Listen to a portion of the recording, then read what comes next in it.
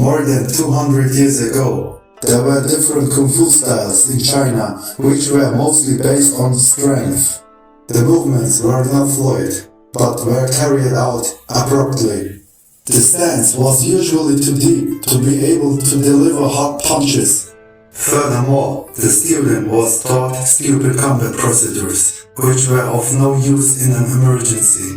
It was time to revolutionize the art of Kung Fu.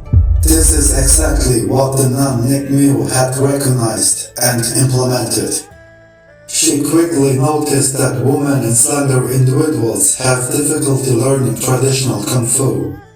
Namely, the combat executions demanded a lot of strength, and the fighting itself was a poor measuring of strength between both opponents.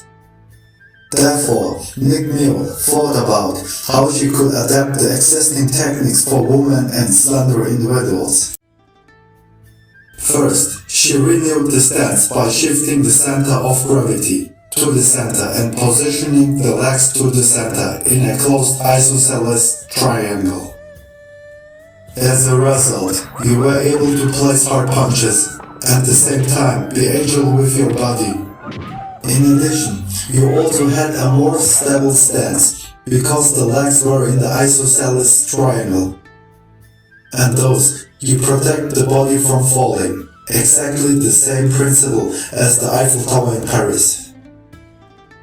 Furthermore, you could effectively deflect a punch based on this stance, thus using the opponent's power against him by making a simple turn towards him.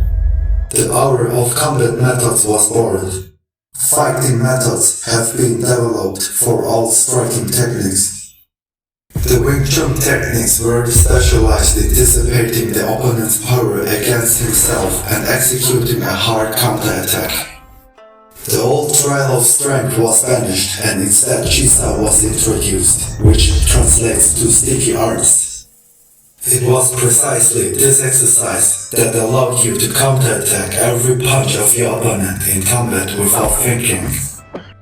When Nick Miu had finished developing her new fighting system, she looked for an honorable successor to advance the special martial art. She chose a young woman she had met at the market. According to legend, the reason why Nick Miu chose this woman was this young lady was being harassed by boys at her stall in the market. The old nun didn't like that and decided to come to the family for dinner. When they finally ate together, Nick Miu revealed to the family that she is a master of a secret martial art and that she would like to have her daughter as a student, to pass on all the knowledge to her and protect her from the rowdies of the market. The family agreed and the young woman underwent 3 years of training. At the end of the training, the young student had learned everything and was able to implement the martial art perfectly.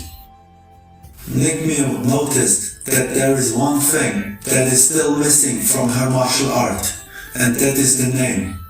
She decided to name her martial art after her student. Her student was called Wing Chun. When saying goodbye, Nick Miu gave her student Wing Chun some advice, which refers to the further teaching of the martial art. She said that she should only teach the martial art of Wing Chun to honorable people who appreciate this martial art, and not to those who abuse these techniques and use them for bad purposes. Based on these principles, Wing Chun has been passed on from master to student to this day. Now, we come to the essential Wing Chun form called Sin and Tao, which translates a small idea. In most cases, the students first learn techniques and procedures from the first-hand form, Sin and Tao. The whole form is later tested by the master on the basis of a Wing Chun student degree test.